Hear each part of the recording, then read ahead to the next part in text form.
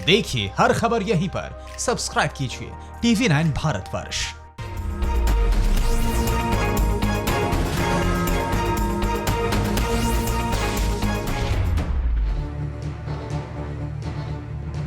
पड़ोसी को कमजोर करना है तो उसे कर्ज के जाल में फंसाओ और फिर कब्जा कर लो। चीन की यह चाल साल दर साल जारी है, पर अब और नहीं, अब इसका इलाज होगा और पक्का इलाज होगा।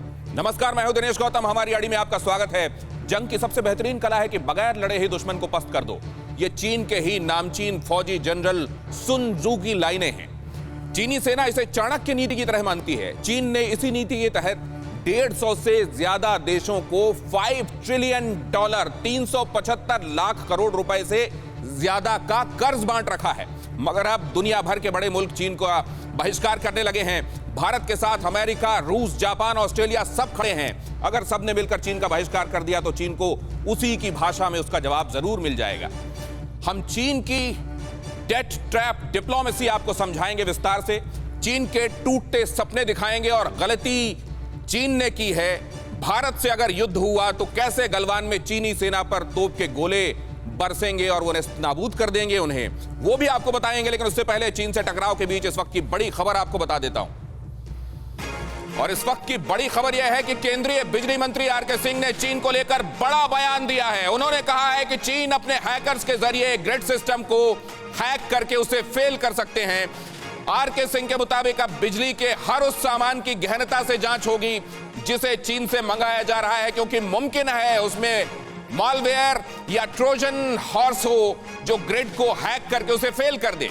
और अगर ऐसा हो गया तो चीन आसानी से भारत की पूरी आर्थिक गतिविधि पर अपना नियंत्रण कर सकता है। लिहाजा इस पर पूरी निगाह रखी जाएगी कि जो सामान आया है उसमें कहीं कुछ ऐसा तो नहीं है जिसके जरिए चीन हमारी ग्रिड को कंट्रोल कर सके। और 1 अगस्त के बाद यह भी तय किया जा रहा है कि जो भी बिजली की आपूर्ति से संबंधित सामान चीन से आयात किया जाएगा उस पर बहुत ज्यादा ड्यूटीज बढ़ा दी जाएंगी। इसको लेकर आज सरकार और सचेत हो गई। हालांकि पहले ये निगाह रखी जा रही है कि कैसे अब चाइना इस पर भी आमादा है कि वो साइबर अटैक करे अपने दुश्मन मुल्कों पर, और वो भारत को भी अपने दुश्मन के तौर पर, प्रतिद्वंदी के तौर पर ही देख रहा है। ऐसे में कौन से वो लूप होल्स हैं जिनको प्लग किया जाना बेहद जरूरी है।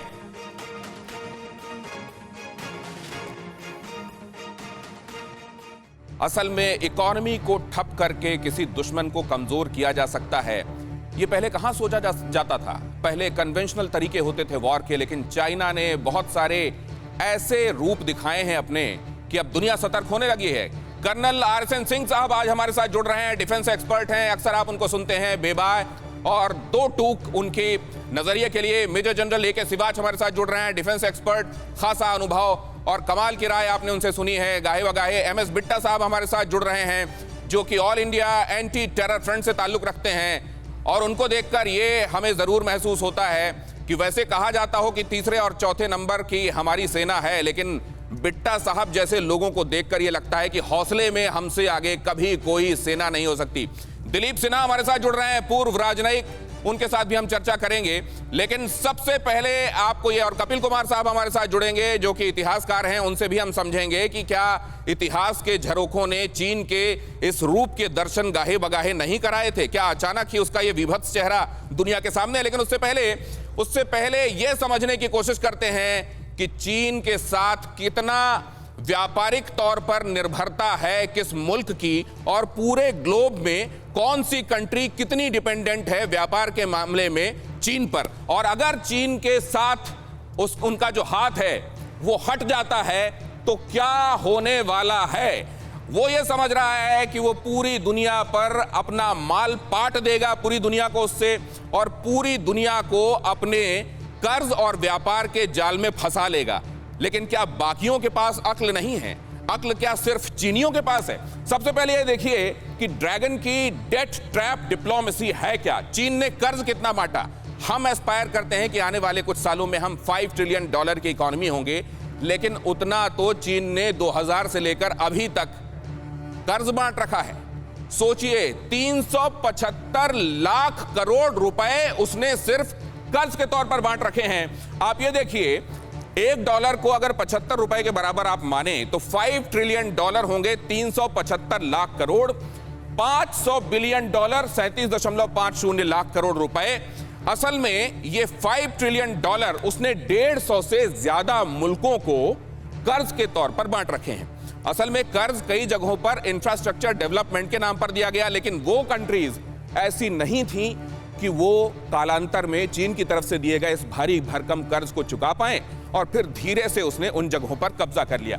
ये डेट ट्रैप डिप्लोमेसी दिखा रही है आपको कि 2000 से 2018 आते आते मामला कहां से कहां पहुंचा है।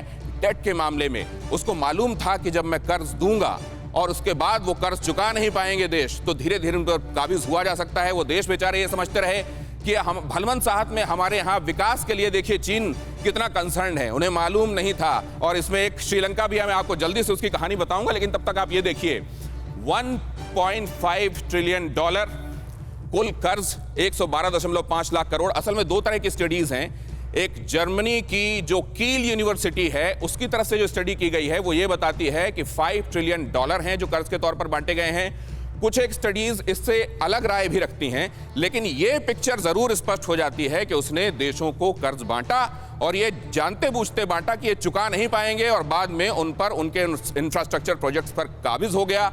आसपास की जमीन को भी कब्जे में कर लिया, उस जमीन पर अपना माल बनाकर वहीं पर खपाने लगा। इस तरीके से उसकी लागत कम हो गई, मुनाफा ज्यादा। कितने देशों को लोन दिया है? 150 देशों को। कितना लोन बांटा है? वैश्विक जीडीपी का 5 से 6%। पूरे ग्लोब की इकोनॉमी का, उसका जीडीपी का 6%, 5 से 6%। आप अनुमान लगाइए कि उसने कितने रणनीतिक तौर से यह काम किया है। लेकिन न बुरी नीयत छिपती है बहुत दिनों तक, न सदाशयता। अब देखिए आप दुनिया भर में कैसे घुसा है चीन। 41 से ज्यादा पाइपलाइन, ऑयल, गैस प्रोजेक्ट्स पर उसने कब्जा किया। कैसे? पहले उसको फंड किया, फंड करने के बाद देशों से कहा कि आप इसे चुकाइए, वो चुका नहीं सकते थे, हैसियत नहीं थी, उस पर काबिज हो गया। ब्रिज, सड़कें, रेलवे के प्रोजेक्ट, 41 से ज्यादा इस तरह के प्रोजेक्ट्स जिसमें पाइपलाइन, ऑयल प्रोजेक्ट्स थे। 203, मतलब इनमें सबसे ज्यादा वो थे जो इंफ्रास्ट्रक्चर, ब्रिज, सड़कें और रेलवे के प्रोजेक्ट्स थे। और 199 पावर प्लांट बनाने में मदद कर रहा है वो। इसीलिए आज हिंदुस्तान ने भी ये कहा कि पावर प्लांट बनाने के नाम पर इसने जो इक्विपमेंट सप्लाई किए हैं, कहीं उसमें चिप, कोई ट्रोजन हॉर्स या मालवेयर ना डाल रखा हो जिसके जरिए वो ग्रिड को कंट्रोल करे और यहाँ पावर को ठप कर दे। तो न सिर्फ उसने देशों पर ये इस तरीके का कर्ज देने की नीति अपनाई, बल्कि बाद में मैं आपको हम्मन तोता के बारे में बताता हूँ। $1.26 अरब का कर्ज श्रीलंका ने लिया था 2007 से 2014 के दौरान। 5 बार की किश्तों में कर्ज लिया गया और बाद में वो कर्ज चुका नहीं पाया, तो वो पोर्ट वहां बनाया गया, एयरपोर्ट, और आसपास की कई हजार एकड़ जमीन चीन ने 99 सालों के लिए लीज पर ले लिया। पहले जिस कंपनी ने बनाया वो एक्सिम बैंक और वहां की एक कंपनी जो हार्बर इंजीनियरिंग नाम से है, उसने पहले बनाया, उसमें पैसे कमाए, कर्ज भी दिया कि देखिए इसके लिए आपको कर्ज देना पड़ेगा। हालांकि श्रीलंका में इसका विरोध हुआ था, लेकिन वहां पर सरकारों ने सुना नहीं, और उसके बाद अब इसको 99 साल के लिए लीज पर ले लिया गया है। इसका पूरा उपयोग कर रहा है वो अपने लिए। एक तरीके से वहां पर यह कहकर बनाया कि इससे आपका फायदा होगा, लेकिन उसका इस्तेमाल कर रहा है अपनी सुविधा के लिए। अब आप देखिए ज्यादातर अफ्रीकन कंट्रीज हैं, क्योंकि वहां पर गरीबी, भुखमरी ज्यादा रही है, खासतौर से जो सब सहारा अफ्रीकन कंट्रीज हैं। मतलब अगर अफ्रीका का, अगर आप कॉन्टिनेंट का मैप देखेंगे तो उसमें नीचे की तरफ आने वाले, दक्षिण अफ्रीका की तरफ आने वाले जो मुल्क हैं, उनको खूब लोन बांटा इसने। यहां तक कि जिबूती जैसा जो मुल्क है उसमें तो उसने लोन बांटते हुए वहां का, असल में अगर पूरी जीडीपी आप देखें तो 80% जीडीपी का लोन है जिबूती पर, और उसमें से 77% केवल चीन ने उसको दे रखा है। तो सोचिए, अगर चीन कहेगा उठो तो जिबूती उठेगा, और कहेगा बैठो तो बैठेगा।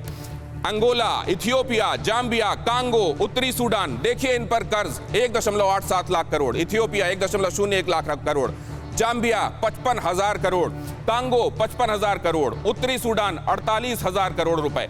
अक्टूबर 2018 तक की बात मैं कर रहा हूं। टॉप 5 अफ्रीकी जो मुल्क हैं, वहां पर जो सबसे ज्यादा कर्जदार मुल्क हैं उनमें से कुछ का हवाला मैं आपको दे रहा हूं। अब आप देखें चीन के साथ ट्रेड रिलेशंस में अमेरिका के साथ जो उसका ट्रेड है वो है 11.5%। जापान के साथ ट्रेड परसेंटेज है 23.2, 23.2।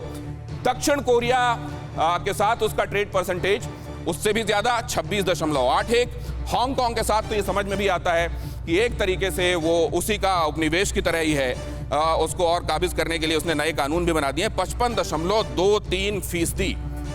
इसका मतलब ये कि ट्रेड की डिपेंडेंस जिसकी चीन पर ज्यादा है। अब आप सोचिए कि अगर हांगकांग ब्रेक लगा दे, जो कि वो ब्रेक लगाने के मूड में है, अगर दक्षिण कोरिया ब्रेक लगा दे, जापान ब्रेक लगा दे कि नहीं करना आपके साथ व्यापार, तो सोचिए चीन की हालत क्या होगी। और भारत में आयात के हिसाब से आप देखिए, भारत में चीन से जो आयात होता है वो होता है 14.09%। अमेरिका से जो आयात होता है वो है 7.58%। यूएई से जो आयात होता है वो है 6.39% और अन्य मुल्कों से होता है 54। मतलब है तो ज्यादातर हिस्सा अन्य मुल्कों से होने वाले आयात का, लेकिन चीन से भी जो आयात का हमारा परसेंटेज है उसको आप इग्नोर नहीं कर सकते, 14.09। और अगर हिंदुस्तान ये तय कर ले, और मान लीजिए पॉलिसी लेवल पर ये डिसीजन नहीं भी लिया जाता, सामान वहां से आता भी है और यहां आकर डंप हो जाए, यहां पर लोग ले ही नहीं और चीन के माल का खरीदार ना मिले, तो सोचिए 14.09% की आयात निर्भरता भारत की है। अगर भारत ब्रेक लगा देगा तो चीन का क्या होगा। तो ये आपने दो तरीके की कहानी समझी। एक तो इंफ्रास्ट्रक्चर के नाम पर कमजोर और एस्पायरिंग जो कंट्रीज हैं उनको कर्ज दो, और जब वो कर्ज ना चुका पाए तो उन पर कब्जा कर लो। और दूसरे आपने ये भी देखा कि इन्वेस्टमेंट भी वो बहुत कर रहा है, खासतौर से बेल्ट एंड रोड इनिशिएटिव के नाम पर बहुत इन्वेस्टमेंट उसने किए हैं, यहां तक कि वो अमेरिका के लगभग बराबर पहुंचने वाला है वर्ल्ड वाइड इन्वेस्टमेंट्स के मामले में। मेरे साथ जो मेहमान मौजूद हैं वो इसको किस तरीके से देख रहे हैं, सबसे पहले तो मैं इसको लेकर RSN सिंह साहब के पास ही जाना चाहूंगा। सिंह साहब, ये तस्वीर ये बयान करती है कि उसने किस तरीके से मुल्कों को हम अपने ऊपर निर्भर बनाया है। अब बहुत सारे मुल्कों ने यह तय किया है कि इस पर निर्भरता कम की जाएगी। ये कितना प्रैक्टिकल आप देख रहे हैं, कितना वक्त लेने वाला आप इस मामले को देख रहे हैं, और आने वाले दिनों में क्या चीन को वो भुगतना पड़ेगा जो उसने सोचा था, क्या उस पर ही बूमरैंग कर जाएगा? नहीं, देखिए, प्रेडेटरी लोन्स की बात तो बहुत पहले से चल रही है और हमारे सामने एक ज्वलंत उदाहरण है श्रीलंका का हम्बनटोटा पोर्ट को लेकर। और हम तो बहुत पहले से इनको चेतावनी दे रहे थे कि ऐसा कुछ होगा। और अभी अमेरिकन एम्बेसडर जो है, लेडी एम्बेसडर जो पाकिस्तान में है, उन्होंने भी ये प्रेडेटरी लोन्स की बात की है। पाकिस्तान को भी ये बात नहीं समझ में आ रही है कि इसका दूरगामी इसका परिणाम क्या होगा। जितने अफ्रीकन देश हैं सभी भुगत रहे हैं। इन्होंने पैसा कमा लिया। और हमारे यहाँ एक अंग्रेजी में एक वर्ड है अपस्टार्ट, जो वो होता है ना कि जब एक आदमी को तुरंत पैसा आ जाता है तो वो देखोगे वो 5 तोले की चेन पहनने लगता है और वो 2 तोले का वो कड़ा पहन के घूमना शुरू करता है, फ्लॉन्ट करने लगता है जी। तो ये बेसिकली ये अपस्टार्ट ये इनकी प्रवृत्ति रही है। और धन भी कोई सीधे रास्ते से तो कमाया नहीं गया है, चोरी चमारी। पहले तो इन्होंने ये कह के बुलाया अपने यहाँ डेंग के टाइम में, आइए हमारे पास लेबर चीफ है, फिर वो आए और उसके बाद टेक्नोलॉजी चुरानी शुरू कर दी।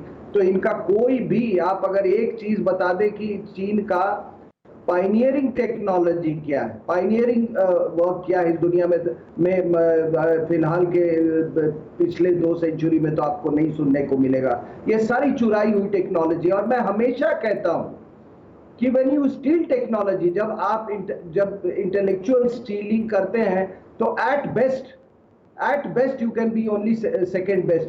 तो ये तो अनरावल करना ही था, ये आज नहीं तो कल अनरावल करना ही नहीं था। अब आपको देखा कि आप तांबे के गिलास में पानी पीते हो। सिंह साहब, बहुत इंपॉर्टेंट बात आपने कही है कि ये बताइए कि उसने पायनियर किस टेक्नोलॉजी को लेकर किया। उसने चोरी ही की है टेक्नोलॉजी, उसको रेप्लिकेट किया है। और जब आप ऐसा करते हैं तो ऑब्वियसली आप वो नहीं होते जो पायनियर होता है। मैं आपके पास आता हूं RSN सिंह साहब, पहले राउंड में बाकी मेहमानों के पास में जाऊंगा और जरा जल्दी से इसको सिवाज साहब से भी समझ लेता हूं। सिवाज साहब, ये जो कहा जाता है इसमें यह भी कहा गया कि चाइना के साथ कई बार ऐसा भी लगा कि शायद हम कॉर्डियल तरीके से आगे बढ़ रहे हैं। बहुत सारे बार तो ये उदाहरण भी दिया गया कि देखिए LOC पर हम कितने परेशान रहते हैं, लेकिन LAC पर कदरन शांति रहती है। अब जो स्ट्रेटजिस्ट्स हैं वो ये कह रहे हैं कि इंटेंट्स कैन चेंज ओवरनाइट लेकिन कैपेबिलिटीज को बनाने में बहुत वक्त लगता है। क्या ये बात अब हम मुल्क के तौर पर समझने लगे हैं? बिल्कुल दिनेश, देर आए दुरुस्त आए, ये समझने में हमें बहुत टाइम लगा। पहले कुछ साल तो हमने इंफ्रास्ट्रक्चर डेवलपमेंट की नहीं लाइन ऑफ एक्चुअल कंट्रोल में।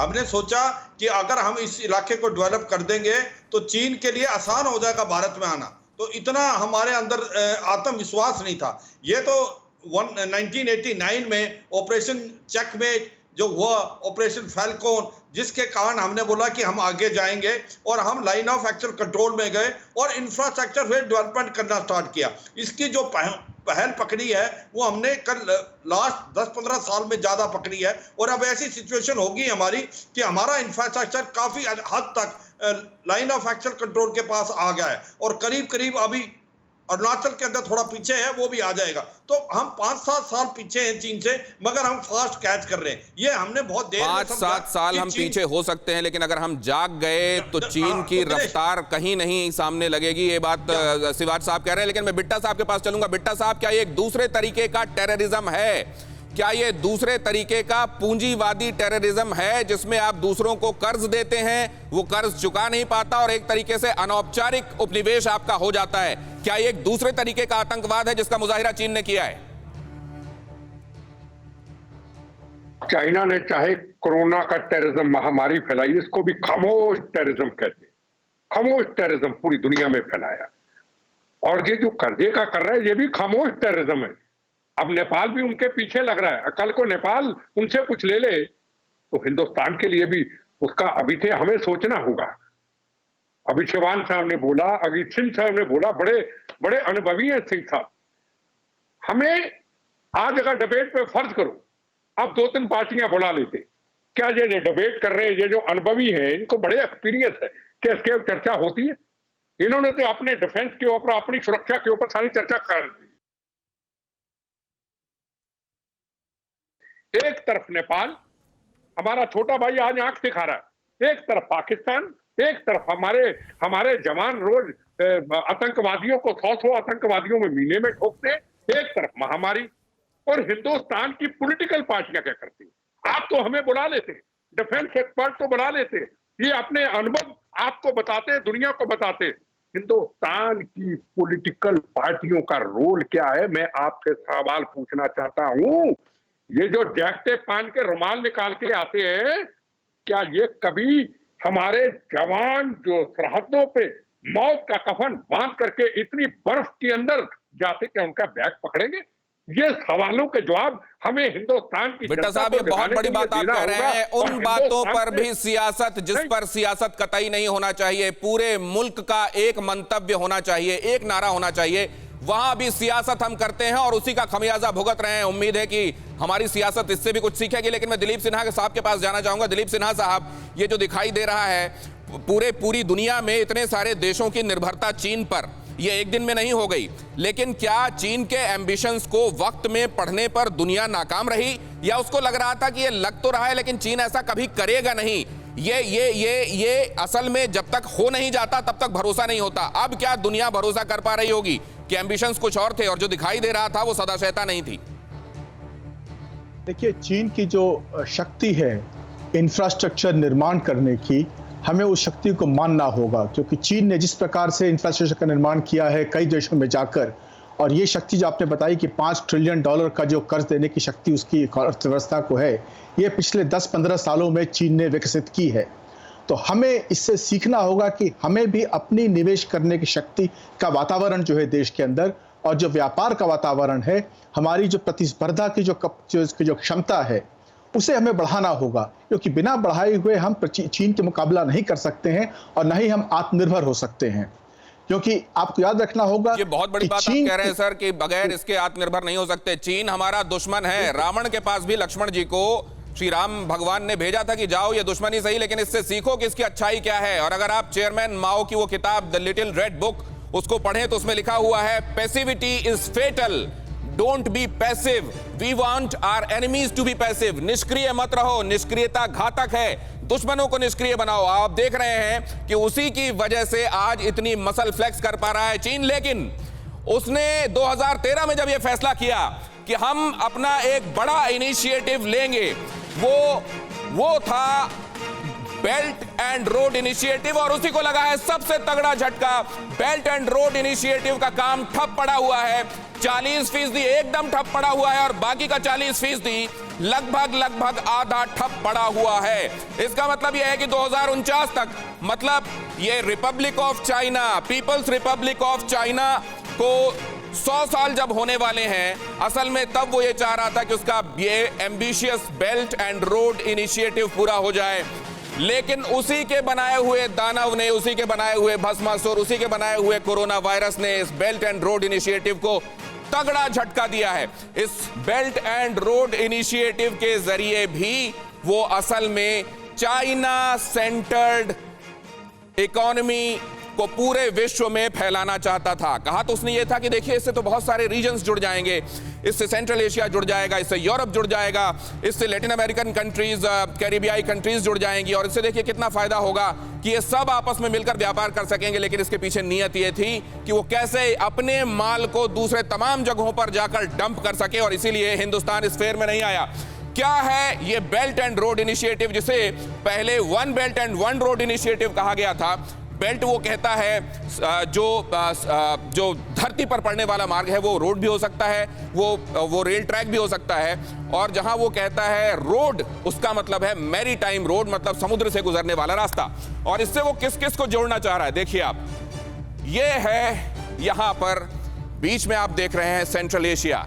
सेंट्रल एशिया से लेकर ये जो ईस्ट एशियन कंट्रीज हैं, इसको वो जोड़ना चाहता है, और कुल मिलाकर 138 कंट्रीज ने अभी तक उसके इस इनिशिएटिव पर दस्तखत कर दिए हैं, एमओयू बन चुके हैं, जिसका हस्तांतरण भी हो चुका है। और इसमें किस तरीके से वो जोड़ना चाहता है, देखिए आप, यहां से निकलकर अगर आप ये देखें, ये ईस्ट एशियन कंट्रीज हैं, ये साउथ ईस्ट एशियन कंट्रीज हैं, हालांकि इसको भी वो जोड़ना चाहता है, यहां पर भी वो पहुंचेगा। लेकिन यहां से लेकर ये सेंट्रल एशिया, जहां पे रूस भी है, इसके ऊपर यहां पे चीन के बिल्कुल ऊपर अगर आप देखेंगे तो मंगोलिया भी है, यहां से लेकर आगे वो बढ़ना चाहता है मिडिल ईस्ट तक। मिडिल ईस्ट के बाद अफ्रीकन कंट्रीज की तरफ जो सहारा और सब सहारन कंट्रीज है, वहां जाना चाहता है, और साथ में वो पहुंचना चाहता है अमेरिका, लैटिन अमेरिकन और कैरिबियाई कंट्रीज की तरफ भी। और अगर आप देखें तो ड्रैगन का बेल्ट एंड रोड इनिशिएटिव ये है, मैरीटाइम सिल्क रोड वो चाहता है कि इसके साथ जुड़े, चीन पाकिस्तान इकोनॉमिक कॉरिडोर, इसको तगड़ा झटका लगा है, सीपेक यही है। जिनजियांग से लेकर ग्वादर पोर्ट तक जो वो रोड बनाना चाहता है, काशगर है एक्चुअली, जिनजियांग जो पश्चिमी प्रांत है, ऑटोनॉमस प्रांत है चीन का, उसके काशगर से लेकर और नीचे ग्वादर, कराची ग्वादर पाकिस्तान, वहां तक वो चाह रहा है। और ये चाइनीज ओवरसीज मिलिट्री बेसिस आपको नजर आ रहे हैं।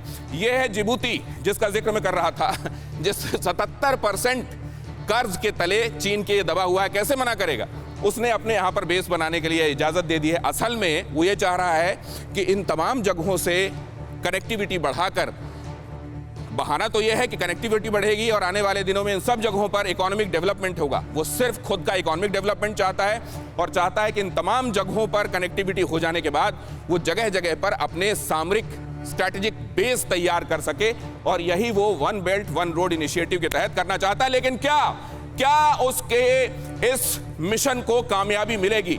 शी जिनपिंग, जिनको ये कहा जाता है कि वो चेयरमैन माओ के बाद चाइना में दूसरे ऐसे नेता हैं, हालांकि कुछ लोग कुछ एक और नेताओं का नाम लेते हैं, लेकिन ये वो नेता हैं शी जिनपिंग, जिनके विचारों को वहां के संविधान में शामिल किया गया है, और उनकी महत्वाकांक्षी योजना ये है। आरएसएन सिंह साहब, क्या वो तमाम मुल्क 138 देश जिन्होंने सिग्नेचर किए चाइना के साथ, वो समझ नहीं रहे थे कि किस तरह का जाल है जिसमें फंसा रहा है चाइना? देखिए, आपने बेल्ट रोड इनिशिएटिव की बात की, तो देखिए इंडिया जो है वो क्रिटिकल है बेल्ट रोड इनिशिएटिव के लिए। आप स्पेन, सेंट्रल एशिया, ये सब की एक इसको थोड़ी देर के लिए दरकिनार कर दें। चाइना पाकिस्तान इकोनॉमिक कॉरिडोर, वो हमारी ज़मीन, हमारी गिलगित बाल्टिस्तान के बिल्कुल छाती पर से होके गुजर रही है, और हमारा जो अभी जो हरकत चल रही है डीबीओ में और ये उस एरिया में, ये एक बहुत बड़ा फैक्टर है। दूसरा रहा चाइना नेपाल इकोनॉमिक कॉरिडोर, तो आपने देखा नेपाल में ये क्या आ रहा है, वहाँ भी हमारे भाई चाइना नेपाल से अगर वो नीचे आएगा तो वो तो आएगा बे ऑफ बंगाल में ही ना, उसके बिना बे ऑफ बंगाल के तो हो नहीं सकता है। दूसरा रहा, वो जब डोकलम में क्राइसिस हुआ था तो मैंने आर्टिकल्स लिखे थे मैंने कहा था ये चाइना चुंबी चिटगांव कॉरिडोर के लिए ये कर रहे हैं कि जो वो आपका जो वो इलाका जो है वो अपना सिलीगुड़ी कॉरिडोर का उसको ये पेनिट्रेट करके चाहते हैं कि हम उधर बे ऑफ बंगाल में निकल जाए। वो भी हमारे बिना नहीं हो सकता है। चाइना म्यांमार इकोनॉमिक कॉरिडोर जो यूनान से लेके जो सिटवे तक है वो अभी वो काम मतलब अभी वो कारगर अभी है, लेकिन वो भी तो बे ऑफ बंगाल में है, तो उससे भी हम जुड़े हुए हैं। तो ये जान लीजिए कि बिना हिंदुस्तान के ये बेल्ट रोड इनिशिएटिव बिल्कुल संभव है ही नहीं। वो चाहे 138 देश साइन कर उसको तो सर इसीलिए क्योंकि हिंदुस्तान इसमें उसकी महत्वाकांक्षा में सहयोग नहीं कर रहा है, ये भी उसकी फिलहाल जो दिखाई दे रही है खींच की एक वजह है। और दूसरी बात साहब, एक बात बता दो, मैं पूरी दुनिया से ये लोगों से पूछना चाहता हूं कि हम चाइना लेड वर्ल्ड ऑर्डर का हम क्यों हिस्सा बने? चाइना लेड वर्ल्ड ऑर्डर का हिस्सा हम क्यों बने? कपिल साहब हम मेरे साथ जुड़ रहे हैं। कपिल साहब, चाइना लेड वर्ल्ड ऑर्डर जो इमर्ज करता हुआ दिखाई दे रहा है उसमें हम क्यों खड़े हों? आरएसएन सिंह साहब ने बहुत महत्वपूर्ण सवाल यह उठाया है, चाइना लेड वर्ल्ड ऑर्डर क्या इमर्ज होगा स्ट्रांगली, और हिंदुस्तान क्यों ना उससे अलग खड़ा हो? सर आपकी आवाज साफ नहीं आ रही है। मैं इस बात को लेकर शिवाज साहब के पास में जाना चाहूंगा, तब तक आपका ऑडियो दुरुस्त करते हैं। शिवाज साहब, ये एक बड़ा सवाल है।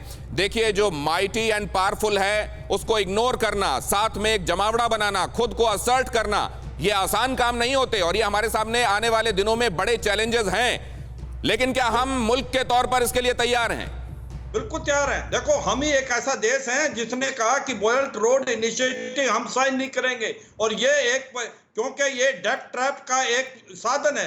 हम जापान और अमेरिका ने यही बोला है, बाकी रशिया भी ज्वाइन करके। आप देखो हमारे चारों तरफ इसने क्या किया। इसने चाइना पाकिस्तान इकोनॉमिक कॉरिडोर बढ़ा, पाकिस्तान में $62 बिलियन, अभी उसने डैमर बादशाह डैम के लिए $6 बिलियन जो है, करीब $80 बिलियन, ये कभी भी पाकिस्तान नहीं दे पाएगा, ये डेट ट्रैप बनेगा। नेपाल में जो नेपाल का जो कॉरिडोर है, वो नेपाल जो आज की तरीके से जा रहा है वो पाकिस्तान से भी बेहतर जाएगा कि वो डेट ट्रैप में चल जाएगा। अब म्यांमार को देखो, यूनान से कुआ कप्पू में एक पोर्ट बनाया है, वो पूरा का पूरा चीन ने बनाया है बेल्ट रोड इनिशिएटिव से, वो पॉल ऑफ स्ट्रिंग है। चिटागोंग बांग्लादेश में, हम्बनटोटा आपका श्रीलंका में, जिबूटी ईस्ट अफ्रीका में, ग्वादर पाकिस्तान में, और अभी मालदीव में भी एक पोर्ट को वो डेवलप कर रहा है। तो इसके 2-3 रीजन हैं, इकोनॉमिक और मिलिट्री। ये इकोनॉमी तो किस लिए, इसके अपने टेक्नीशियन भेजता है, अपने इंजीनियर, अपनी एम्प्लॉयमेंट और अपना फायदा, उस देश का कोई फायदा नहीं जाता।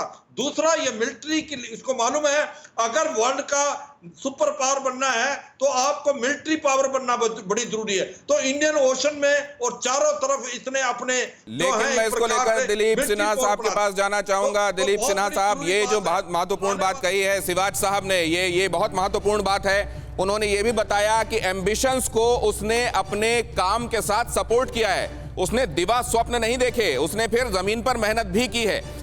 बाकी के मुल्कों को ये ना सिर्फ सीखना चाहिए बल्कि ये भी समझना चाहिए कि ड्रैगन अगर इतने विभत्स एम्बिशंस के साथ आगे बढ़ रहा है तो उनको एकजुट होने की जरूरत है। दिलीप सिन्हा साहब, क्या ये बगैर कहे दुनिया भर में संदेश चला गया है, या वो जो पर्सनल एम्बिशंस हैं अपने अपने मुल्कों के, वो फिर भी आड़े आएंगे और ऐसी कोई एकजुटता, ऐसी कोई धुरी नहीं बन पाएगी चीन के खिलाफ?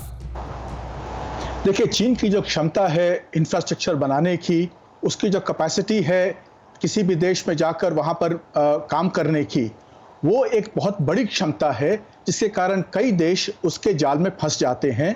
क्योंकि उनके यहाँ सड़क बनाने की क्षमता, हाई स्पीड रेल बनाने की क्षमता, डैम बनाने की क्षमता। आजकल आपको मालूम होना चाहिए कि वर्ल्ड बैंक इंफ्रास्ट्रक्चर के लिए लोन बहुत कम देता है। इसलिए यदि किसी देश को लोन चाहिए आज इंफ्रास्ट्रक्चर के लिए, तो वो सिर्फ चीन के पास जा सकता है। भारत के पास विदेश में इस प्रकार के प्रोजेक्ट चलाने की क्षमता बहुत कम है। हम कालादान प्रोजेक्ट बना रहे हैं म्यांमार में, जो पिछले 15 साल से बन ही रहा है।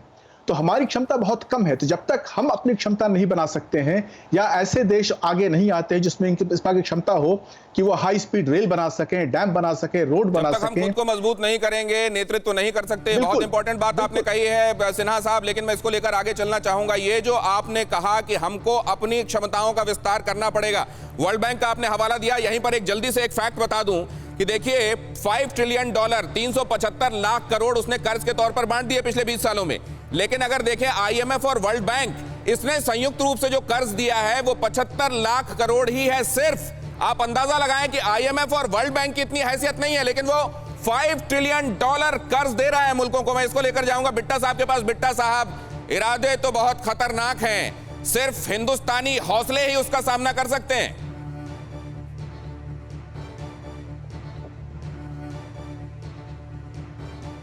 बिट्टा साहब, आवाज आई आपको मेरी? आ रही। देखो, सिन्हा साहब ने जो उनका अनुभव था उन्होंने बिल्कुल सही बोला। आज हमारे हिंदुस्तान की लीडरशिप मजबूत है। नरेंद्र मोदी हिंदुस्तान के प्रधानमंत्री हैं, रात दिन उनकी इन्हीं चीजों के ऊपर निगाह रहती है। उनकी टीम अच्छी है, हम बिल्कुल मजबूत होंगे, हमें टाइम लगेगा। आपने देखा होगा पिछले काफी वर्ष पहले, मैं किसी का नाम नहीं लेना चाहता हूं, हमने इन चीजों के ऊपर ध्यान ही नहीं दिया।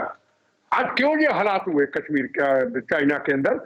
उसका कारण तो सबसे बड़ा यही था ना, किसी ने ना रोड बनाई, ना किसी ने वहां डेवलपमेंट की।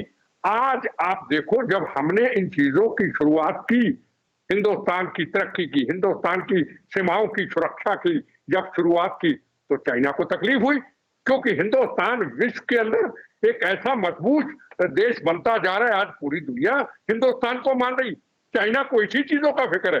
पर जिस तरीके से सिन्हा साहब ने बोला कि हमें और क्या क्या कमियां आती है, उनके ऊपर आज इंपॉर्टेंट खबर आ रही है, आपके भी इंटरेस्ट की है बिट्टा साहब, आपको ही बताता हूं, दर्शकों को बताता हूं ये खबर जल्दी से। मैं आपको बताऊं, एलएसी पर तनाव के लिए चीन के लिए बुरी खबर। एनएसी पर तनाव पर चीन के लिए बुरी खबर है। इंडियन एयरफोर्स को लड़ाकू विमान राफेल की पहली सप्लाई 27 जुलाई को मिल जाएगी।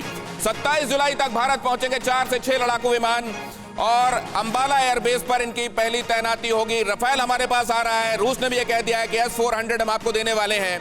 इसके बाद हमारी ताकत चीन के मुकाबले काफी मजबूत हो जाने वाली है। लेकिन इस समय आपको एक बहुत महत्वपूर्ण इंफोग्राफिक्स की तरफ ले चल रहा हूं। इसको अगर आप देखेंगे तो चीन से हमारी जो अभी पोजीशन चल रही है उसको और पर्सपेक्टिव में आप देख पाएंगे। गलवान वैली में अभी क्या चल रहा है उसको देखिए। चीन अपनी तरफ से अपनी खुरपेची में, खुराफात में कोई कसर नहीं छोड़ रहा है, लेकिन जाहिर है जब नीयत साफ नहीं होती तो ऊपर वाला आपका साथ नहीं देता। और देखिए उसने किया तो अपनी तरफ से बड़ी चालाकी का काम, लेकिन कैसे वो उस पर ही बूमरैंग हो सकता है। पहले इस नक्शे को ध्यान से देखिए। अगर आप लगातार चीन के साथ जो चल रहा है और मानचित्र में जब हम आपको दिखाते हैं कि कहां से होकर वो रोड गुजर रही है जो लेह को दौलत बेग ओल्डी से जोड़ती है, कैसे शोक नदी के बगल से वो रास्ता गुजर रहा है, तो अब तक ये मानचित्र आपके जहन में बस चुका होगा, बहुत आसानी से आप समझ जाएंगे। ये देखिए, ये है SSN, सब सेक्टर नॉर्थ। सब सेक्टर नॉर्थ मतलब दौलत बेग ओल्डी की तरफ जाने वाला रास्ता। कहां से होकर? लेह से होकर, दरब्रुक से होकर और उसके बाद शोक से होता हुआ दौलत बेग ओल्डी। वो रास्ता जो जा रहा है उसके बगल में ये है वो शोक नदी। ये है शोक नदी का प्रवाह आपको यहां दिखाई दे रहा है और यहां से आ रहा है गलवान। यहां पे कन्फ्लुएंस हो रहा है, यहां पर संगम हो रहा है और जाहिर है इसके पीछे वो जो हम पेट्रोल पॉइंट 14 की बात कर रहे थे वो इस जगह पर है जहां उसने एक तिकोने इलाके पर अपने तंबू वगैरह गाड़ रखे हैं। जो आपको याद होगा पिंक कलर के तंबू जो हमने आपको दिखाए थे वो इस जगह पर है, लेकिन कब्जा तो उसने कर लिया। फिलहाल वहां पर जहां पर पेट्रोलिंग होती थी दोनों मुल्कों की तरफ से और एक तरीके से वो नो मैंस लैंड था, वहां पर आकर वो बैठ गया। लेकिन उसकी गलती क्या है अब आप वो देखिए। अगर हमारे होवित्जर से, अगर हम शूट और स्कूट के तहत यहां खड़ी अपनी तोपों से यहां पर गोले बरसाकर और अपनी तोपों की पोजीशन बदलते रहे, हम यहां पर यह भी डिस्क्लेमर दे दें कि ये कोई स्ट्रेटेजिक रेवोल्यूशन नहीं है, ये सिर्फ ये बताने की कोशिश है कि जो फैक्ट है वो चाइना को रिसीविंग एंड पर रख रहा है। यहां से अगर तोप के गोले बरसने लगे तो यहां पर तो दिखाई भी नहीं दे रहा है और उसका मकसद क्या था कि वो यहां से इस रोड को टारगेट कर सके जो आगे दौलत बेग ओल्डी की तरफ जा रही है। अब यहां से उसकी आर्टिलरी काम नहीं करे, उसकी बंदूकें काम नहीं करेंगी, कैसे वो निशाना बनाएगा? लेकिन यहां पर अगर तोपें गरजने लगी तो उसके लिए नेस्त नाबूद होने की तैयारी उसको कर लेना चाहिए। अगर अगला मानचित्र हो तो और बेहतर ढंग से इसको हम आपको बता पाएंगे, लेकिन फिलहाल इसमें आप ये देख रहे हैं कि तोपों से पेट्रोल पॉइंट 14 के पास का वो इलाका जहां पर चीन ने पहुंचकर अपने तंबू गाड़े हुए हैं, वो तंबू उखड़ने में देर नहीं लगेगी और यहां पर ये होवित्जर अगर गरजने लगी तो वहां मिनटों में सफाया हो जाएगा। अब इस बात को लेकर आइए एक बार फिर से एक्सपर्ट्स का रुख करते हैं। सिवाज साहब, क्या यह बात सही है कि माउंटेन वॉरफेयर में हिंदुस्तान की आर्मी का जवाब नहीं है और चाइना कितनी भी कोशिश कर ले, जब नफा नुकसान तौला जाएगा तो यह बात पता चलेगी कि यह 62 नहीं है और अब नुकसान ज्यादा चीन को उठाना पड़ेगा? बिल्कुल ठीक बोला दिनेश, इसमें कोई शक नहीं कि भारत की फौज बैटल हार्डन्ड है, लड़ाई के बहुत एक्सपीरियंस है और चीन की फौज को एक चॉकलेट फौज बोला जाता है, उसके पास कोई बैटल एक्सपीरियंस नहीं है। 1962 के बाद एक बार हमारी फिर मुठभेड़ हुई थी 1967 में नथुला में, हमने उसको नाक इतना मारा था उसको कि उसके 400 से ज्यादा सैनिकों को मौत के घाट उतार दिया और अपनी कैजुअलिटी ओनली 80 हुई थी। इसके बाद 1979 के अंदर इनकी मुठभेड़ हुई वियतनाम से, इनको एक प्रकार से हार माननी पड़ी वियतनाम से और वापस जाना पड़ा। तो जो चीन का बैटल हार्डन है नहीं, ना बैटल एक्सपीरियंस है। भारत की फौज 48, 62, 65, 71, 99 कारगिल वार और उसके बाद अब हम ग्लेशियर के अंदर 22,000 तक की हाइट पे हैं और उसके बाद हमारा बैटल। और सर अभी तो बड़ी हास्यास्पद खबर आई कि वहां पर चीन में फौज में रिक्रूट करने के लिए जवान नहीं मिल रहे हैं, वो मोटे हैं या फिर वो ब्रह्मचर्य का पालन नहीं करते इसलिए कमजोर हैं। मैं अपने दूसरे मेहमानों की तरफ जाना चाहूंगा। सिवाज साहब मैं आपके पास आऊंगा, लेकिन कपिल साहब के पास जाऊंगा। कपिल साहब, ये जो बात कही जा रही है, लेकिन क्या ऐतिहासिक गलतियां कई जगहों पर हुई हैं? मसलन मैकमोहन लाइन जब ड्रॉ की गई, चीन अगर रजामंद नहीं हो रहा था, उस पर दबाव बनाया जाना चाहिए था। तिब्बत कैसा रहेगा, उसकी स्थिति क्या रहेगी, इसको लेकर बहुत स्पष्ट किया जाना चाहिए था और अगर उससे छेड़छाड़ होती है तो सभी मुल्कों को उसका विरोध करना चाहिए था। बहुत सारी चीजों को लेट गो किया गया, इसलिए चीन की हिमाकत इतनी बढ़ गई क्या कपिल साहब? एक चिट्ठी लिखी थी सरदार पटेल ने नेहरू जी को, जिस चिट्ठी के अंदर सरदार पटेल जी ने जो आज हो रहा है चीन के साथ, इसकी पूरी भविष्यवाणी करते हुए ये बताया था कि इन क्षेत्रों के अंदर, क्योंकि उसने तिब्बत हब्जा दिया है, इन क्षेत्रों के अंदर हमें अपना इंफ्रास्ट्रक्चर बनाना है, अपनी सेना को बढ़ाना है, वहां के लोगों को हमें ट्रेन करना है। उस चिट्ठी को जो है सरदार पटेल की बिल्कुल दरकिनार कर दिया गया। उसके बाद आपके सामने है जिस तरीके से तिब्बत गया, जिस तरीके से सन 62 हुआ। सन 62 की एक सबसे बड़ी भूल ये थी कि हमने, हमारे उस समय के प्रधानमंत्री ने एयरफोर्स को नहीं यूज करने दिया। मैं खुद गया हूं बॉम्डिला से सेला पास होते हुए, तवांग होते हुए बुमला तक, और मैंने वो देखे हैं बंकर्स वगैरह सारे। हमारी सेना नहीं हारी थी उस समय। हमारी सेना ने एक एक जना ऐसा था वहां पे जिसने अगर चौकी के ऊपर 10 लोग मर भी गए, देहांत वीर गति भी प्राप्त हो गए, तो उनकी 10 की राइफल से अलग अलग जाके फायर किया और चीनियों को रात भर रोके रहा जब सेला पास वगैरह को रोका गया है। तो इसलिए सवाल यहाँ पे दूसरे 2-3 और हैं ऐतिहासिक समझने के। देखिए, ये पहली बार नहीं हो रहा है। चीन ने जो जर्मनी की विलियम केसल 2 के अंदर वेल्ट पॉलिटिक की नीति थी कि सारी दुनिया में अपने उपनिवेश बनाओ, और उसके बाद प्रथम युद्ध हुआ था, चीन ने उसी को करना प्रारंभ किया। और आज आप मजे की बात देखिए कि अपने आप को साम्यवादी कहने वाला चीन दुनिया का सबसे बड़ा साहूकार बन गया है। सही कह रहे हैं। और जो गलतियां होती हैं, जैसे मैं बता रहा था, अपने को सक्षम बनाने की बात है। मैं एक छोटा सा उदाहरण देता हूं कि ये केवल पॉलिटिकली और इकोनॉमिकली ही नहीं, ये सांस्कृतिक तौर से भी जो है घिराव कर रहा था हमारा। मैं ट्रिनिडेड में था और मैंने वहां पे एक प्रस्ताव दिया कि जो भारतीय मूल के वहां पे लोग विद्यार्थी हैं, उनको भारत में भारतीय समझ के एडमिशन दिया जाना चाहिए और विदेशी नहीं समझाना चाहिए। हमारी सरकार ने तो उस समय 2012 में कुछ नहीं किया, लेकिन चीन ने वहां पे क्या किया कि जो भी ट्रिनिडेड का विद्यार्थी चीन में पढ़ने आना चाहता है वो मुफ्त में पढ़ने आ सकता है। इन चीजों को हमारी पिछली सरकारें समझने में असमर्थ रही। और आज मैं एक चीज और कहना चाहूंगा यहाँ पे, जिस चीज की इस समय सबसे बड़ी जरूरत है।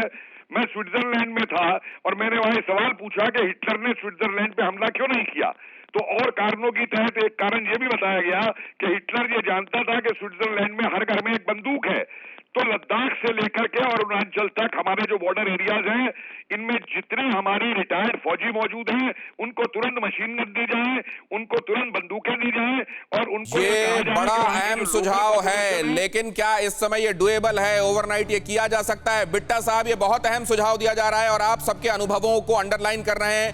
कपिल कुमार साहब के इस अनुभव और सुझाव को आप किस तरीके से देखते हैं? जो रिटायर्ड फौजी हैं, जिनमें अभी मादा है, उनको लाया जाए और लगाया जाए। एमएस बिट्टा साहब, देखो, एक बात बिल्कुल जो इन्होंने कही कि पिछले वक्त में मैंने पहले भी कहा, हमारे से बहुत बड़ी गलतियां हुई। हमने इन चीजों की तरफ ध्यान बिल्कुल नहीं दिया है। अगर पहले की तरफ, आज की तरफ पहले की सरकारें इस तरीके से मजबूती से कदम उठाती, अगर सरदार पटेल की सोच पे चलती, तो आज ये कश्मीर के अंदर हालत ना होती, आज चाइना के अंदर हालत ना होती। हमने सरदार पटेल जी के हर उस काम को आजादी के बाद हमने दरकिनार कर दिया। और आज जो हमारे जवान कश्मीर के अंदर हजारों जवान शहीद हुए, कश्मीर के अंदर बेगुनाहों के कत्लेआम हुए, चाइना के अंदर सब कुछ ये कुछ हो रहा है, ये कौन जिम्मेदार है? कहीं ना कहीं पुरानी लीडरशिप इसकी जिम्मेदार है। दो अहम बातें कही हैं बिट्टा साहब, इसको लेकर मैं दिलीप सिन्हा साहब से जल्दी से एक राय ले लेता हूं। दिलीप सिन्हा साहब, दो इसमें राय बन रही है। एक तो ये कि उस समय अहम बातों की तरफ ध्यान आकर्षित किया गया लेकिन उसको इग्नोर किया गया, और दूसरी बात यह कि पेटी पॉलिटिक्स के लिए बहुत अहम बातों से जानबूझकर समझौता हुआ। आपका नजरिया क्या कहता है? देखिए, ये बात बिल्कुल ठीक है कि जब चीन ने आक्रमण किया था तिब्बत पर और तिब्बत को एनेक्स कर लिया, उस समय सरदार पटेल ने यह कहा था कि चूंकि भारत तिब्बत का जो बॉर्डर है उस पर कोई समझौता नहीं हुआ है, क्योंकि 1914 का जो शिमला एग्रीमेंट था उसमें चीन आया था लेकिन चीन ने उस पर हस्ताक्षर नहीं किया था, इसलिए भारत तिब्बत बॉर्डर डिमार्केटेड नहीं है, इसलिए इस पर विवाद होगा। और वही विवाद बाद में हुआ। तो वो गलती हम निश्चित रूप से की कि हमने तिब्बत को चीन का हिस्सा तो स्वीकार कर लिया। तो बड़ी हैरानी होती है सर जब मैं ये देखता हूं कि तब किस तरीके के बयानात दिए गए। जब मैं ये पढ़ता हूं कि नेहरू साहब ने पार्लियामेंट के अंदर ये कहा कि वो लैंड चली भी गई तो वो असल में वो ऐसा नहीं है जहां पर एक तिनका भी उगता हो, और फिर कांग्रेस के ही किसी सदस्य ने अपनी टोपी उतार कर कही, महावीर त्यागी जी ने, कि देखिए इस सिर में भी कुछ नहीं उगता, इसको भी दे दें क्या। जब ये कहा जाता है कि उस समय के रक्षा मंत्री से ये पूछा गया कि ये बताइए सेनाएं चीन की कहां तक हैं, तो कहते हैं वो चल तो पड़ी हैं लेकिन वो कहां जाके रुकेंगी पता नहीं। सर ये जवाब है क्या सर? सुनकर हैरानी होती है सर। बिल्कुल, ये उन्होंने कहा था अक्साई चीन को लेकर, क्योंकि अक्साई चीन का रास्ता चीन के लिए बहुत महत्वपूर्ण है, क्योंकि अक्साई चीन ही एक पुल है, सेतु है तिब्बत और शिनचियांग के बीच में। और चीन ने 1950 के दशक में ही एक सड़क बनाई थी शिनचियांग से तिब्बत के लिए, जो कि सामरिक दृष्टि से एक बहुत ही महत्वपूर्ण सड़क थी चीन के लिए। इसीलिए चीन ने उस पर कब्जा किया और हमने भूल की कि हमने उस पर ध्यान नहीं दिया उस समय। हमने बहुत सारी भूलें की हैं, लेकिन क्या अब कोर्स करेक्शन का टाइम आ गया है, या ये नी जर्क रिएक्शंस हैं जो हम करते हैं? जब हमको ठंड लगती है तो हम सोचते हैं कि अब कल के बाद हम अपना इंतजाम कर लेंगे रजाई का, लेकिन फिर जैसे ही सुबह का सूरज चढ़ता है हम भूल जाते हैं कि रात में ठंड फिर से पड़ने वाली है। आरएसएन सिंह साहब, एक कौम के तौर पर हम लोगों का बिहेवियर और नेचर क्या है? हम कितना बदलना, कितना अडॉप्ट करना, कितना कोर्स करेक्शन जानते हैं, या कितना हम केवल उस समय की परिस्थितियों को देखकर बस रिएक्शनरी रहते हैं? नहीं, मैं ये बात नहीं मानता कि कोशिश नहीं हुई है। अगर आप देखें, आपने गदर का बात किया तो गदर के ऑपोजिट हम लोग दुकुम में, ओमान का एक पोर्ट है दुकुम, वहाँ पे हम अपने फैसिलिटीज़ बना रहे हैं, ठीक ऑपोजिट में उसके। चाबहार आप जानते हैं, आपने इसका नाम लिया जिबूटी का, जिबूटी से हमने फ्रेंच से अंडरस्टैंडिंग किया है कि उनकी जो बेस है हम इस्तेमाल करते हैं। फ्रेंच रीयूनियन आइलैंड्स हैं, वहाँ पर हमने उनसे राइट्स किया है, हमने उनको मालदीव से खदेड़ के भगाया है। और श्रीलंका में हमको हम्बनटोटा जो एयरपोर्ट है वो अभी देने को तैयार है। तो ये मैं मानने को तैयार नहीं हूँ कि कोई मतलब पिछले कुछ 5, 6, 7 साल में सजगता की कोई कमी रही है। हमने 75 के करीब हमने ऑपरेशनल रोड्स आइडेंटिफाई किए थे, जिसमें 66 हमने कंप्लीट किए हैं। और दूसरी 2 अहम बातें मैं ज़रूर आपके प्रोग्राम खत्म होने के पहले मैं ज़रूर बताऊंगा कि देखिए, ये रफाल और ये बाकी तो है, उसके बिना भी उसके बिना भी आप मेरी बात मानिए, हम ट्रांसपोर्ट एयरक्राफ्ट में भी उनसे बहुत आगे हैं और फाइटर अपने जो एफर्ट है उसमें भी, क्योंकि आप जान लीजिए उनका पेलोड जो है वो 50% से भी कम हो जाता है जो जिस एल्टीट्यूड से वो टेक ऑफ करेंगे। हमारे तो कहीं कर सकते हैं, आपने अंबाला का नाम लिया, अंबाला एक है, गोरखपुर है, कहीं से हम टेक ऑफ। और दूसरी बात, जो फौजी लोग बैठे हुए हैं, मैं आपको बताता हूँ, ये आपने बड़ा अच्छा सवाल किया कि ये मतलब आपने आपको बिल्कुल आर्टिलरी के लिए इतना अट्रैक्टिव टारगेट। साहब मैंने जिंदगी में पहली बार सुना है कि सेना टेंट में रहती है, वो भी जब बादल युद्ध के बादल ठीक है मंडरा सर, सिवाज साहब से कंक्लूडिंग रिमार्क लेता हूं, फिर वक्त समाप्त हो रहा है। सिवाज साहब, यहां के आगे आपको स्थितियां किधर जाती हुई दिखाई दे रही हैं? क्योंकि ग्लोबल टाइम्स ने हिंदुस्तान के धैर्य की भी तारीफ की है, तो क्या वो धैर्य का इम्तिहान ले रहा है, या वो धैर्य रहते रहते समझ जाएगा, या उसको आदत नहीं है? अब बात यहां से निकली है तो दूर तक जाएगी। जल्दी से देखो, इसमें कोई शक नहीं दिनेश, उसको पता लग गया भारत के अंदर क्या ताकत है, और ये ताकत की क्षमता दिखा दी है 15-16 जून को, जबकि गलवान के अंदर ये आपस में मुठभेड़ हुई थी। हमारे तो 20 जवान शहीद हुए, पर चीन के कम से कम 50 के करीब मार गिरा। और ये एक ऐसा देश है पाकिस्तान की तरह, वो दर्द दिया है जो उसको पब्लिकली स्वीकारते भी नहीं बन रहा है और सहते भी नहीं बन रहा है। बहुत धन्यवाद आप सभी मेहमानों का हमारे साथ चर्चा में जुड़ने के लिए। और माओ के ही कोट से इसको खत्म करूंगा। वो ये कहता था, If you have to wake a lion, use a long stick. अगर आपको एक शेर को जगाना है तो जो आपकी छड़ी होनी चाहिए वो बहुत लंबी होनी चाहिए, और इस बार उसने बहुत छोटी सी छड़ी का इस्तेमाल किया है। महंगा पड़ेगा अड़ी, क्योंकि हमें है देश की पड़ी।